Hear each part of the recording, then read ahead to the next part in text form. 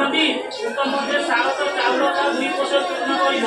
ସେ ଚୂର୍ଣ୍ଣରେ 2 ଗୋଟି ପାଦ ନାରାୟଣଙ୍କୁ ସ୍ମରଣ କରିବ। ସେ ସ୍ତ୍ରୀମାନେ ଶିଳାକୁ କହିଲେ ସେ ପୀଠରୁ ଗୋଟିଏ ବ୍ରାହ୍ମଣ ହସ୍ତରେ ଦେବ, ଗୋଟିଏ ଆଶ୍ରା ଭୋଜନ କରିବ, ଅତୀତରେ ଅନନ୍ତ ପୂଜା କରି କଥା ସ୍ଥାପନ କରିବ। ସୁଶୀଘ୍ର କହିଲେ ସେ ସ୍ତ୍ରୀମାନେ ଶିଳାକୁ କହିଲେ ହେ ଶିଳା, ସ୍ନାନ କରି ଅନନ୍ତକେ ଜଗତରେ ପ୍ରଭୁ ଏହାକୁ ମଣ୍ଡଳରେ ଗନ୍ଧ ପୁଷ୍ପ ଧୂପ ଦୀପ ନୈବେଦ୍ୟ ଚତୁର୍ସମୁଚିତ ବସ୍ତ୍ର ଆଚମନୀୟ ଦେଇ ପୂଜା କରିବ। ହେ ରାଜ୍ୟ ବ୍ରହ୍ମପୁତ୍ର ମୁଖପାତ ଚତୁର୍ଦଶ ଗଣ୍ଠିଯୁକ୍ତ କରି ଏକ ବ୍ରତ କରିବ। ହେ ଶିଳା, ଯତ୍ନ କରି ଏ ବ୍ରତ ଏ ପ୍ରକାରରେ କରିବ। ପୁରୁଷମାନେ ଦକ୍ଷିଣରେ ବାନ୍ଧିବେ, ସ୍ତ୍ରୀମାନେ ବାମରେ ବାନ୍ଧିବେ। ଏ କର୍ମରେ ଚତୁର୍ଦଶ ପର୍ଯ୍ୟନ୍ତ କରିବ। ଏହି ଶ୍ଲୋକ ପାଠ କରି ଅନନ୍ତଙ୍କୁ ପ୍ରାର୍ଥନା କରିବ। କହିବ ହେ ଅନନ୍ତ, ହେ ସଂସାର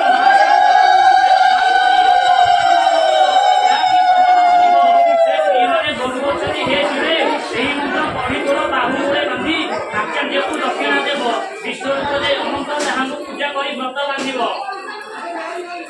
व्रत बांधिब। हे शिले पुत्र होते ब्राह्मण हस्ते देव अधे भोजन करिब। ए व्रत हेमंत होतई से स्त्री माने कहु अछंती हे शिले तुंडे व्रत कला बेले तांबूल मैथुन जे प्रति सहवास सयन एमान त्याग करिब। एहा प्रतिरे विधि बोली जानो ये पूजाओ। ए अधिकर से फर्तुन नरे से स्त्री माने शिलाते एक व्रतरे विधान दे जहा कहिले शिलासे से एक प्रकार व्रत कले बापज सुमंत नाम ब्राह्मण ताको घर गुरुकुले आसिला बेले जे यज्ञमान आईथिली ताहा ब्राह्मण देली अधिपति को दुहे एकत्र होई उपाय भोजन कले। चित्र से नदीरे से भक्तर भ्रष्ट होई कहिले से प्रतिपत्ति होई करिला तुहिता जुबावस्था होइला। हे दुचित्र ब्राह्मण यौवन सिंह देखि अत्यंत दुखित होइला। काहाकु देव बोली चिंता कला एक ब्राह्मण गौतमी से समस्त ब्राह्मण श्रेष्ठ होतई ताको विचार मनोमत कला। देश विधिरे ताको विवाह कला। से कैजन्य ब्राह्मणर शशुर जे समस्त ब्राह्मण भाग्य ताको जाई पचारिला हे सुहिणी कामरा ताको समस्त करिबा पई किछि यौतुक देबु ताहा सुनी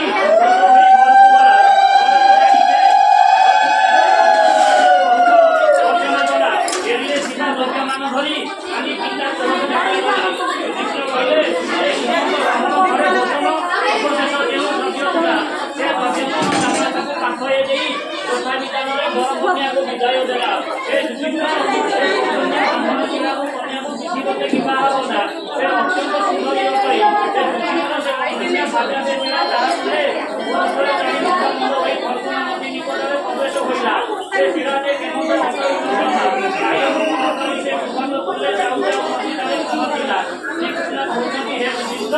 शिला को घेनी मध्याह्न भोजन बेले नदी तीरे प्रवेश हुए।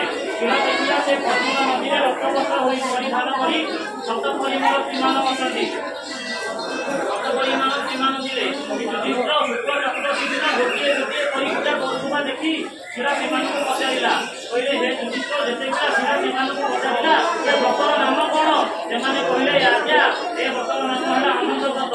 से शिला कन्या स्त्री मान पचारा ई विधान पूजा कर नाम देव से कहले एमत कर से नगर स्त्री मैंने शिला को कहते उपमध्य ଶାରଦ ଚାଉଳ ବା 2 କୋଶ ଚୂର୍ଣ୍ଣ କରିବ। ସେ ଚୂର୍ଣ୍ଣରେ 2 ଗୋଟି ପାଦ ନାରାୟଣଙ୍କୁ ସ୍ମରଣ କରିବ। ସେ ସ୍ତ୍ରୀମାନେ ଶିଳାକୁ କହିଲେ ସେ ପୀଠରୁ ଗୋଟିଏ ବ୍ରାହ୍ମଣ ହସ୍ତରେ ଦେବ, ଗୋଟିଏ ଆଶ୍ରା ଭୋଜନ କରିବ, ଅତୀତରେ ଅନନ୍ତ ପୂଜା କରି କଥା ସ୍ଥାପନ କରିବ। ସୁଶୀଘ୍ର କହିଲେ ସେ ସ୍ତ୍ରୀମାନେ ଶିଳାକୁ କହିଲେ ହେ ଶିଳା, ସ୍ନାନ କରି ଅନନ୍ତକେ ଜଗତରେ ପ୍ରଭୁ ଏହାକୁ ମଣ୍ଡଳରେ ଗନ୍ଧ ପୁଷ୍ପ ଧୂପ ଦୀପ ନୈବେଦ୍ୟ ଚତୁର୍ସମୁଚିତ ବସ୍ତ୍ର ଆଚମନୀୟ ଦେଇ ପୂଜା କରିବ। ହେ ରାଜ୍ୟ ବ୍ରହ୍ମପୁତ୍ର ମୁଖପାତ ଚତୁର୍ଦଶ ଗଣ୍ଠିଯୁକ୍ତ କରି ଏକ ବ୍ରତ କରିବ। ହେ ଶିଳା, ଯତ୍ନ କରି ଏ ବ୍ରତ ଏ ପ୍ରକାରରେ କରିବ। ପୁରୁଷମାନେ ଦକ୍ଷିଣରେ ବାନ୍ଧିବେ, ସ୍ତ୍ରୀମାନେ ବାମରେ ବାନ୍ଧିବେ। ଏ କର୍ମରେ ଚତୁର୍ଦଶ ପର୍ଯ୍ୟନ୍ତ କରିବ। ଏହି ଶ୍ଲୋକ ପାଠ କରି ଅନନ୍ତଙ୍କୁ ପ୍ରାର୍ଥନା କରିବ। କହିବ ହେ ଅନନ୍ତ, ହେ ସଂସାର